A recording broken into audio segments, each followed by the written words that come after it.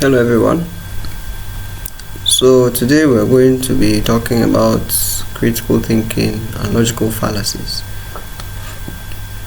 Now the primary reason why it's important to understand critical thinking, or to have a good understanding of critical thinking and its application in intelligence analysis, is primarily because we have realized rather that the cornerstone of intelligence is analysis. We have realized that for there to be intel, there has to be analysis. For there to be effective analysis, there has to be critical thinking. In my lecture video on intelligence analysis, I elaborately discussed why there needs to be critical thinking in order for us to have effective intelligence analysis.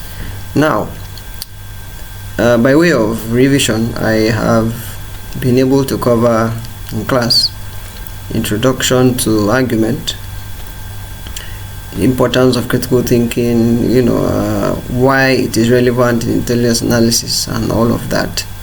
But I would like us to recall the different types of arguments. We try to analyze the different types of arguments and understand why they are relevant, why it is relevant rather for you to understand the types of argument. Now, the bulk of intelligence analysis, or the bulk of criminal investigation or criminal intelligence analysis rather, hovers around claims and statements and propositions and premises, conclusions being drawn here and there, and your ability to analyze these statements and identify errors where there's any is what makes you an analyst.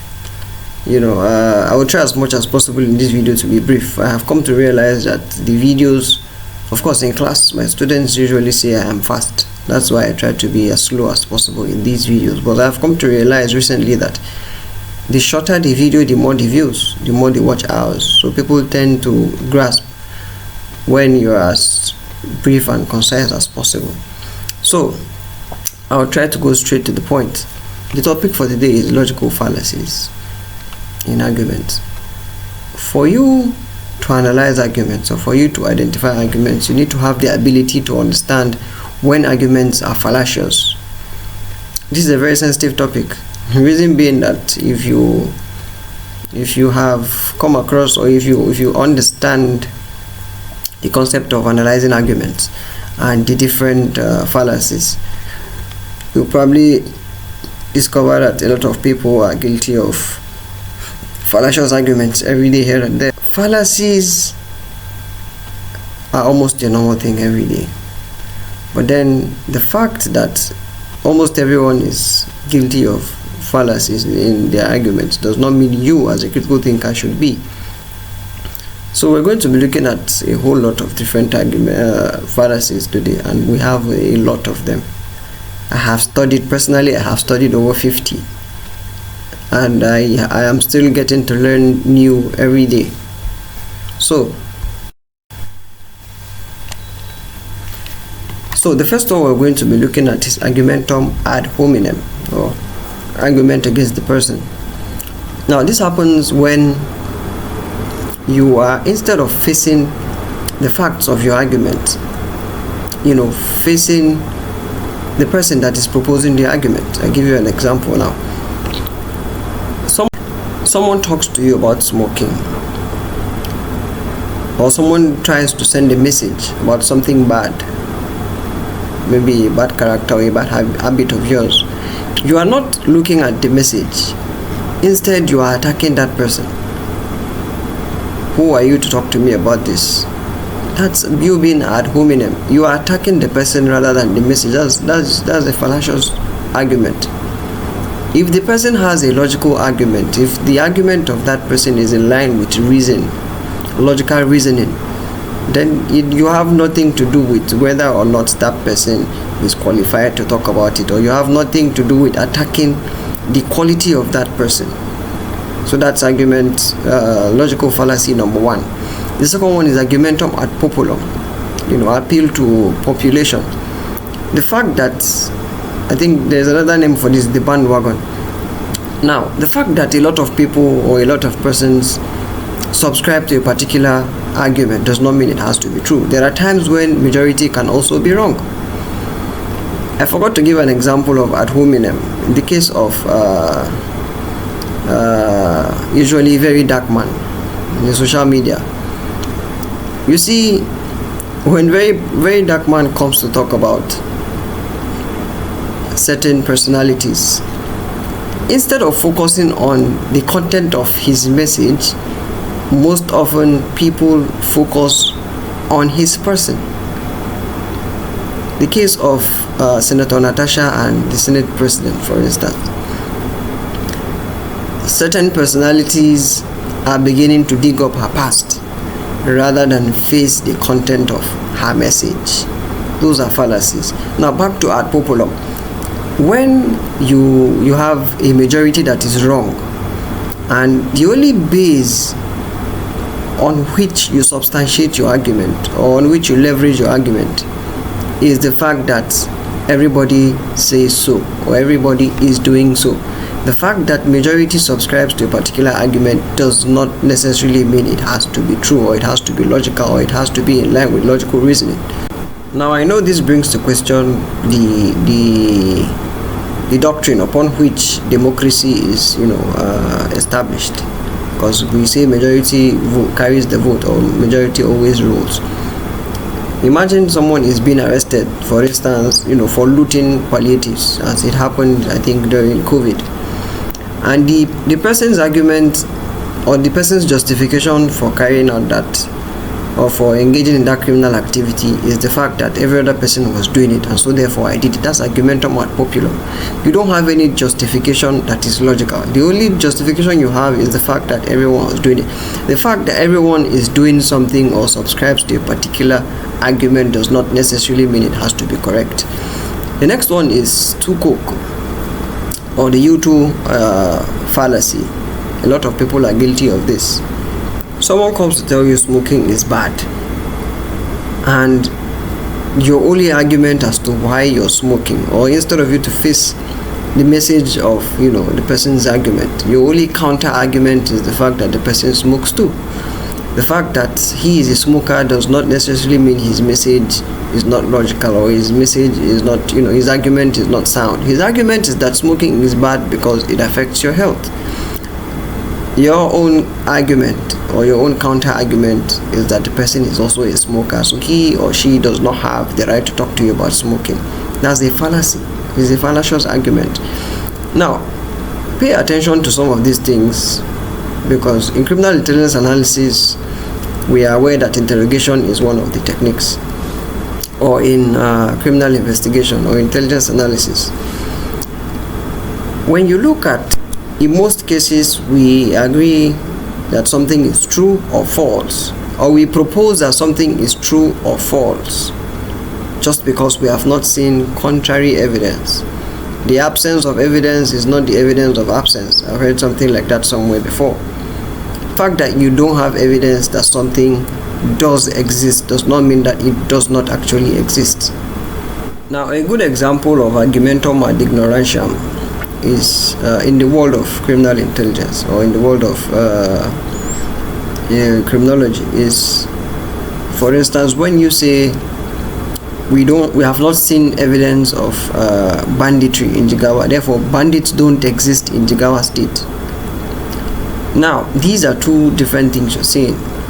The fact that you have not seen evidence that there is banditry in Jigawa does not mean bandits don't operate in Jigawa, or does not mean bandits don't live or reside in Jigawa state. That's argumentum ad ignorantiam. Now, argumentum ad absurdum is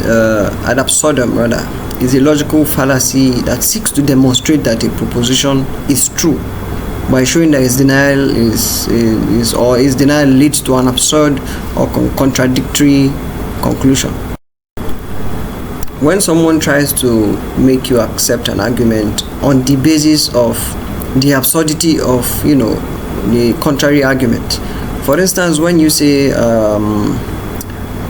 if rocks were not heavy, we would have been able to move them. Of course, they are rocks because they are heavy. It is absurd to think that rocks would not be heavy. If rocks were not heavy, we would have been able to move them. That's an argumentum ad absurdum. It's a fallacious argument. Rocks are rocks because they are heavy, and the rocks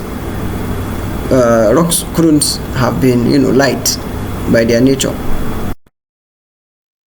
So for instance, when you are interrogating a suspect and they come with absurd arguments that their conclusion or the denial of their own conclusion gives you an absurd finding, it means the argument is absurd. Argumentum ad absurdum.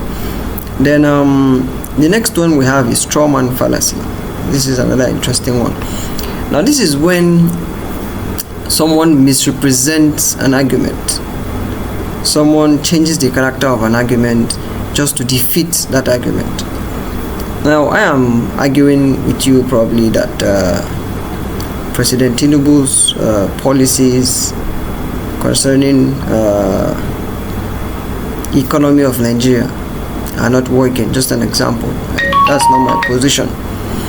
And your counter argument is that, or you misrepresent my argument to look as though I said President Tinubu's administration is not working. It could be that he is working. It could be that it is working in terms of security. It could be that it is working in terms of so many other things. But you must have successfully strawmanned my argument. You must have successfully misrepresented. Let me use football as an example. I don't like using government examples. I am telling you that, mind you, some of these arguments overlap. When I get to fallacy of composition and fallacy of division, you will find an overlap with this example I'm about to give. When I tell you, I don't know about football, when I tell you a certain player of Manchester United is not doing well, and then probably we are before a number of persons who will judge our arguments and see who has a better argument, and you say I'm saying Manchester United is not a good club, you have misrepresented my argument, because my argument was that a player in Manchester United club is not doing well or doesn't know how to play ball. Or you have successfully misrepresented my argument to look as though I was talking about Manchester United, therefore making it difficult for me to win that argument. So that's a fallacious argument, and usually people do that. So you look out for when people are trying to misrepresent your argument, and you should have the ability to spot it and bring them back to your initial argument that no, I wasn't talking about Manchester United as a club, as I was talking about XYZ individual as an individual, as a player, rather than the entire club. Now the next one we have, which is closely related to strawman argument, is the steelman argument. The steelman argument is, it's also a misrepresentation of one's argument. But in this case, somebody is fine-tuning your argument. Somebody is polishing your argument, making it a more robust argument, just only to defeat you at the end of the day.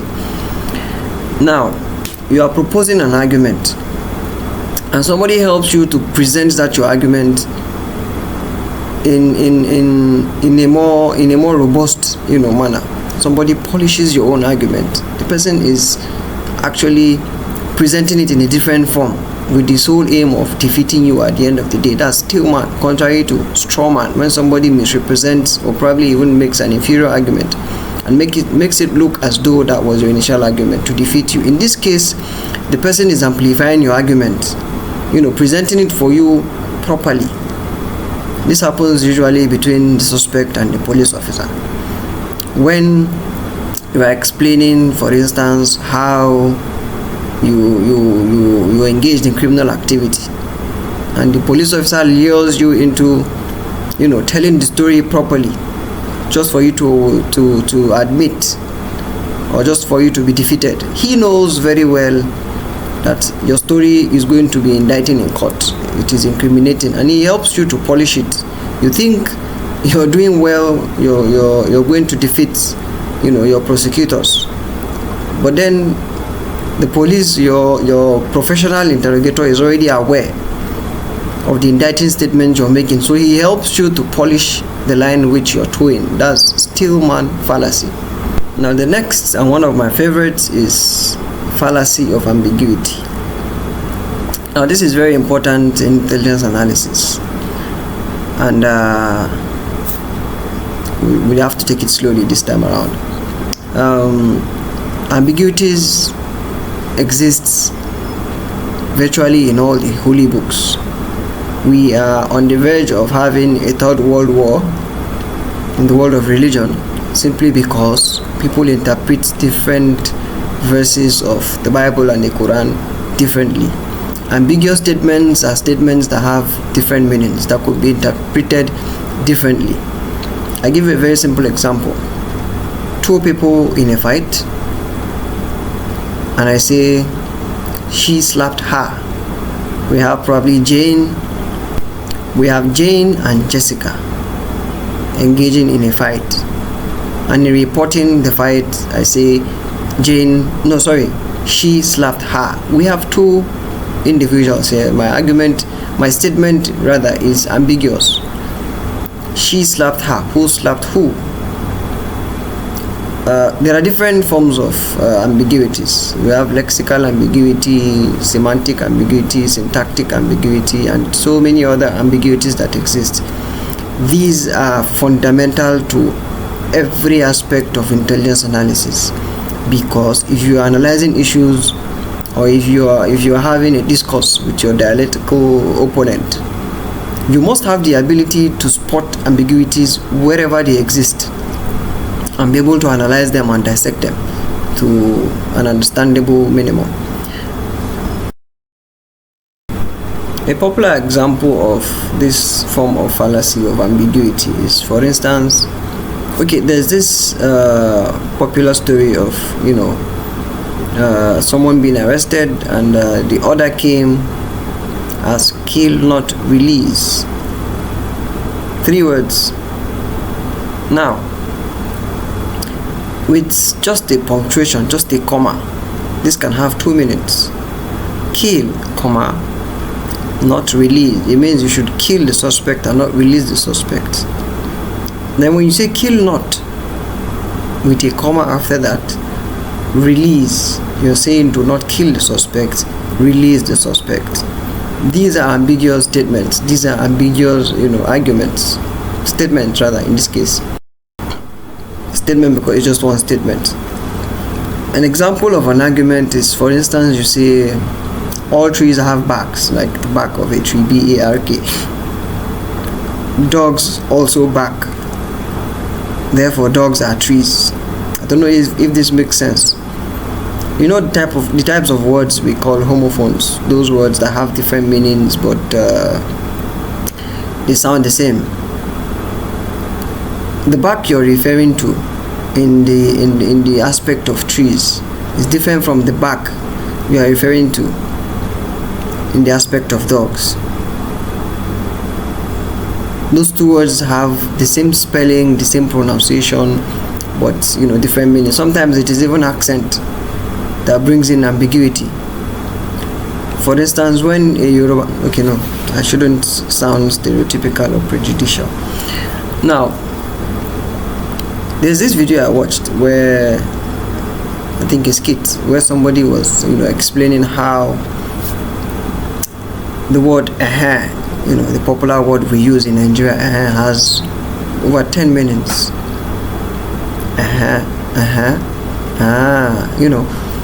The same thing applies in the aspect of fallacy of ambiguity.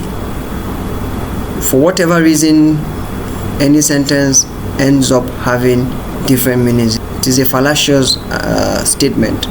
For whatever meaning, any statement or any argument ends up having more than one meaning or could be interpreted differently.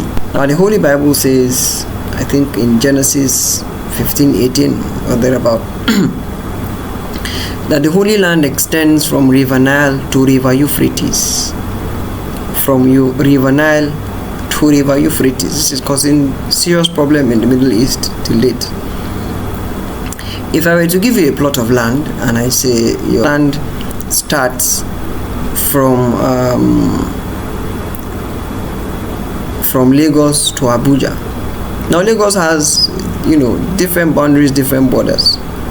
Are you starting from the beginning of Lagos, from the middle of Lagos, from the end of Lagos? From which part of Lagos are you starting? You see, that is subject to debate. And anyone you pick, I always tell people, when it comes to ambiguities, two people can be correct.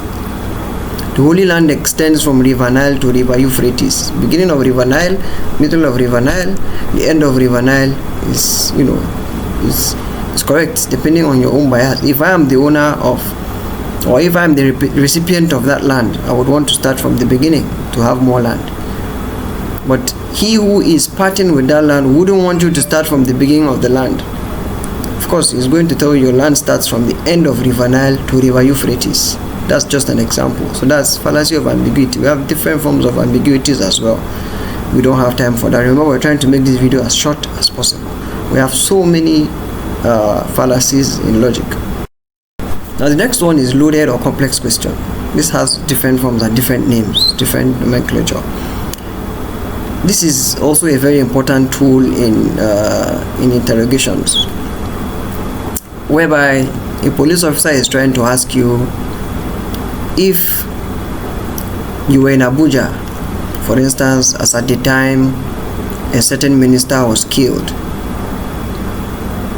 and instead of asking you where were you on XYZ date, he goes, oh no, let's this is the favorite of the investigating police officers. In most cases, you find them asking you 3 questions in one. For instance, you hear questions like, what's your favorite brand of cigarette? In this question, you get to answer whether you actually do smoke or not. When they ask you manipulative questions, in interrogation we call it elicitation. It's actually a technique in interrogation, which responses that could be termed fallacious responses, because they contain implicit assumptions that can lead to misleading reasoning or interpretations. You are being misled. Now, begging the question is also called circular reasoning. When the evidence for your conclusion is the premise, the evidence for your premise is a circular argument. An example is when you say reading is good because it is good for you. You're not actually saying the reason why reading is good. For instance, as we do have in the holy books, where they say, we say going to the church or going to the mosque is good. Why? Because the Bible says so, or the Quran says so. Why? Because what the Bible says is true. How do you know that? Because the Bible says so. So the same Bible is your reference point for the premise and for your conclusion. That's a circular argument. Now, slippery slope is when you assume the occurrence or the effect of a particular thing and leverage on that with no evidence. For instance, when you say the occurrence of something is going to have a chain reaction and cause other things with no evidence of that. Let's say, for instance, you propose that if we're going to allow people to start having arms, or no, if we're going to allow people to start driving maybe at the age of 16, then we'll start allowing people to start driving at the age of 15, then we'll start allowing people to do other things at the age of things that are baseless. The fact that you're saying let's allow people to drive less than the age of 18, probably at 16, does not necessarily mean that if you allow people to drive at the age of 16, the other things you're proposing are going to happen. That's a fallacious argument. It's a baseless argument that is not based on facts and evidence. This is very common in the media space. A lot of people are guilty of this. For instance, when you hear things like, if we allow the the Office of National Security Advisor to have access to our phone records, for instance, or to track us. We'll probably have this, we'll probably have that, and then you scare people into believing those things are things that are going to happen with absolutely no evidence. I've seen a situation in Nigeria where people would read laws on the basis of threats that are baseless, possibilities rather, let me use the word possibilities, possible outcomes of those laws. If you allow this law to be signed, XYZ is going to happen, and there is no evidence of that XYZ, or the signing of that law does not necessarily mean XYZ is going to happen.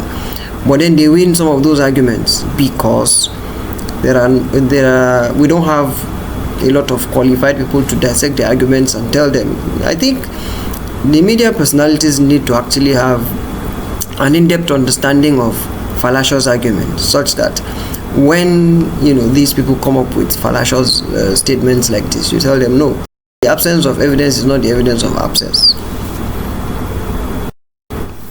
The occurrence of A does not necessarily mean B, C, D is going to occur.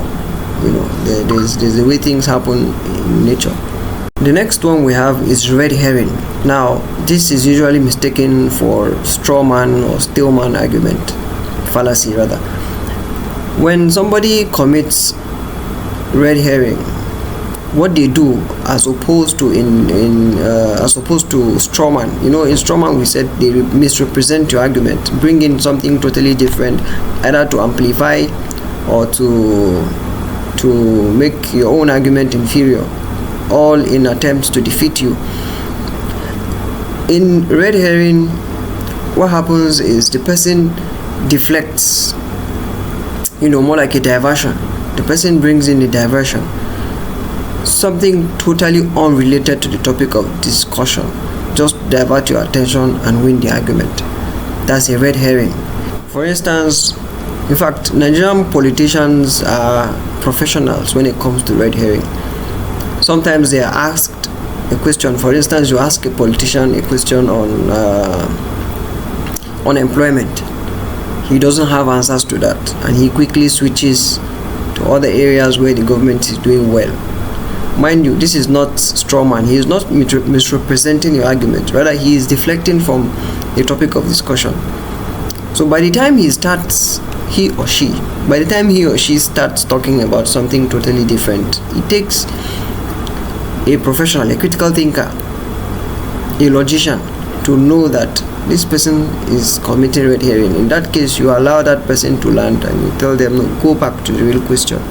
We're not talking about XYZ sector. What we're talking about is unemployment.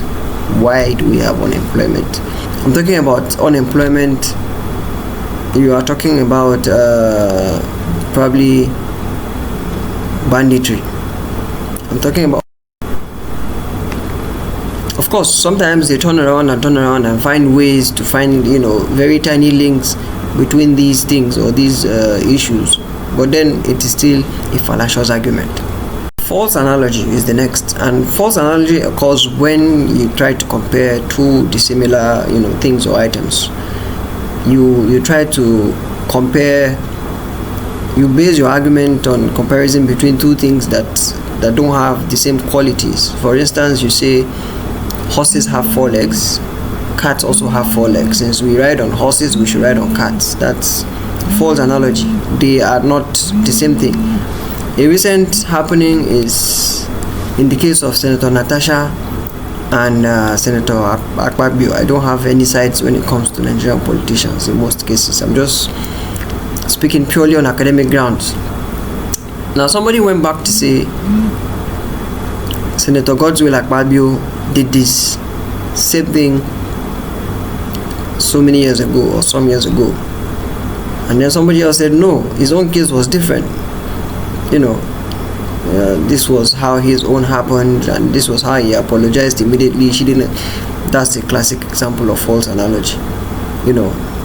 Those two events are unrelated, and we shouldn't focus on the fact that, with due respect to the female senator, we shouldn't focus on the fact that it had happened with him before. and leverage on that to discuss her own issue. The merits or the demerits of her own issue should stand. The facts of her own case should stand, independent of whatever the Senate President must have done in the past. Again, in the same case of Senator Natasha and the Senate President, you find other kinds of fallacies. The main issue is whether or not, I think that's the icing on the cake. Of course, as an analyst, you look at things objectively. You try not to be emotional.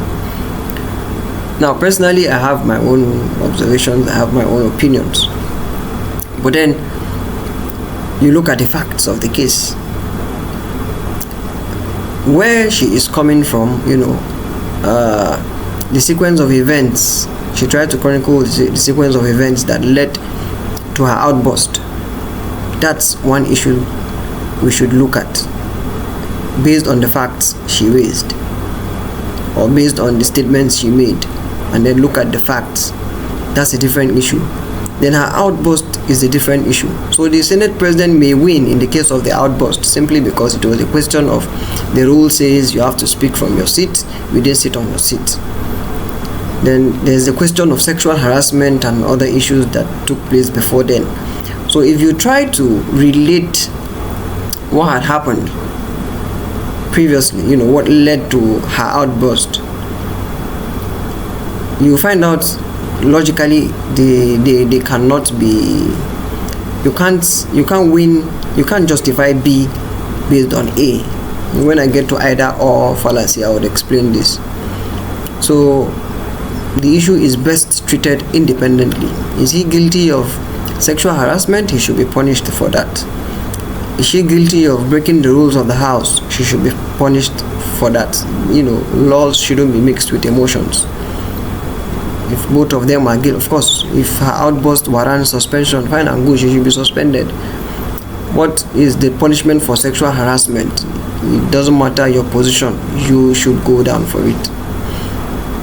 So most often we forget about the issues and look at things that, and let me focus on fallacies. The next one we have is the middle ground fallacy. It is otherwise known as the compromise fallacy, where you have two extremes and you base your argument on the middle ground. That is to say, for instance, in the case of Nigeria, should we go CNG or should we go petrol?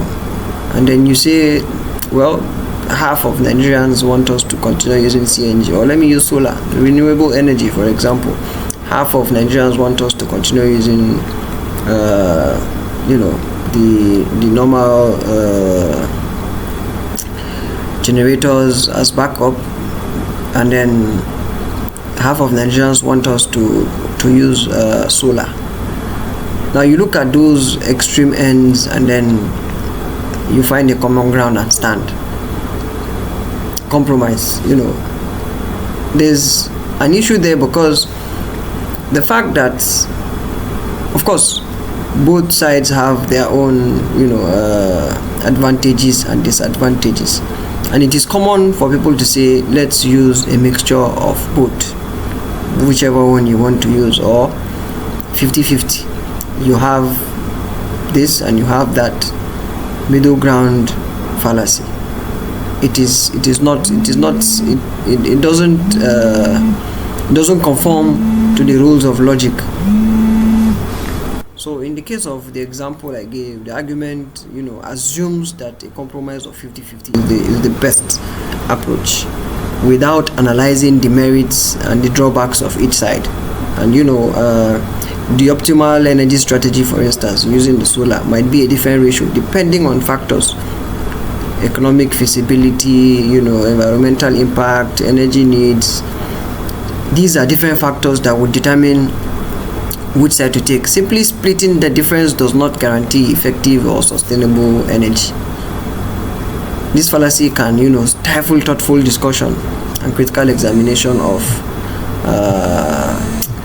the issues involved. We're not looking at the issues involved. We're not looking at merits and demerits. We're not looking at the advantages and disadvantages. Rather, we're just finding a common ground to stay. That is where they say for peace to reign. Now, the next one we have is hasty generalization. This occurs when you generalize, when you come to a conclusion based on insufficient evidence. For instance, because of the fact that one or few, young persons, the federal or the police is guilty of this. A lot of the young persons into fraud, they usually keep dreadlocks, and then you just conclude based on that everyone on dreadlocks is a fraudster. That's hasty generalization. That's a fallacious argument, a fallacious conclusion and assumption. The next one is fallacy of composition. I remember stating that when I get to fallacy of composition or fallacy of division, some of these fallacies overlap. Now, fallacy of composition simply states that the truth, or fallacy of composition, occurs when you assume that the truth of the part is the truth of the whole. When I was giving an example of the player of Manchester United, when you assume that, for instance, based on the fact that one player is good, it means all the players of Manchester United are good. Just an example. That's fallacy of composition. The fact that one is good does not mean all are good. The fact that an individual within a system is good does not mean the entire system is good, or does not mean that other individuals within the system are good. Then we have the fallacy of division, which is the opposite of fallacy of composition. Here you assume that the truth of the whole is the truth of the part. That because the system is good, the individual components of the system have to be good. That, for instance, an administration is good, is doing well, it therefore means that everyone within the administration is doing well. No, that cannot be true. That cannot be logical. That's a fallacious argument.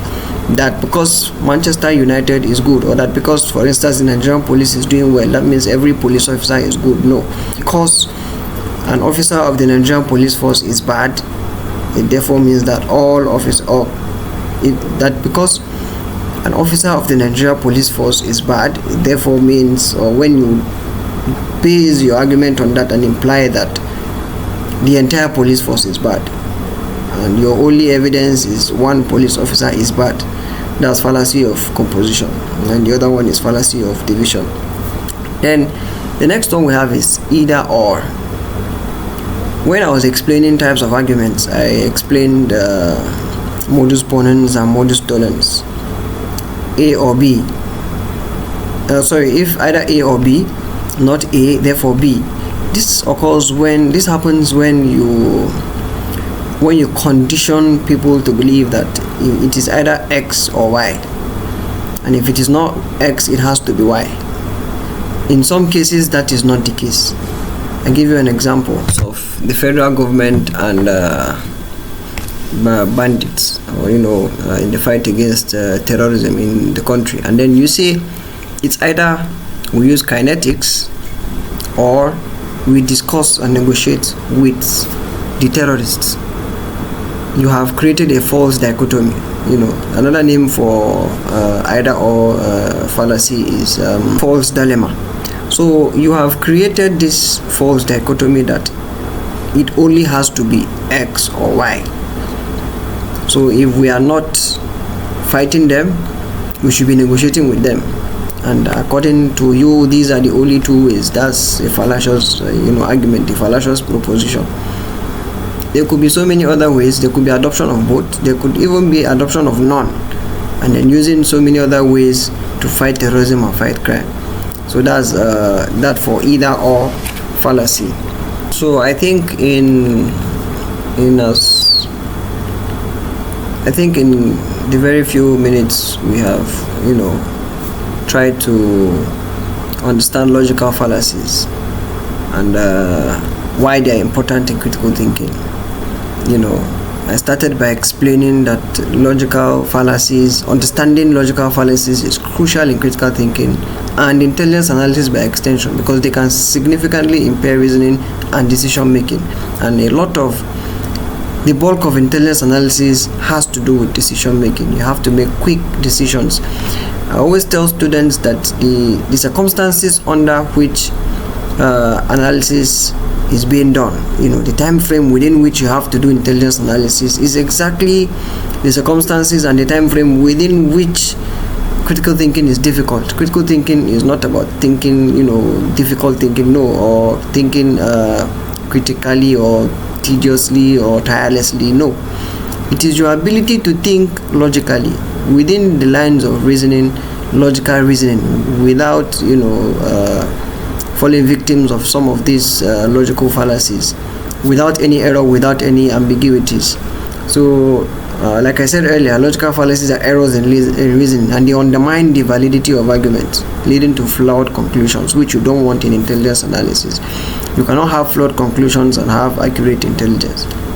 And by recognizing these fallacies, analysts can critically evaluate the arguments they encounter, assess the credibility of information, and avoid being misled by persuasive or by faulty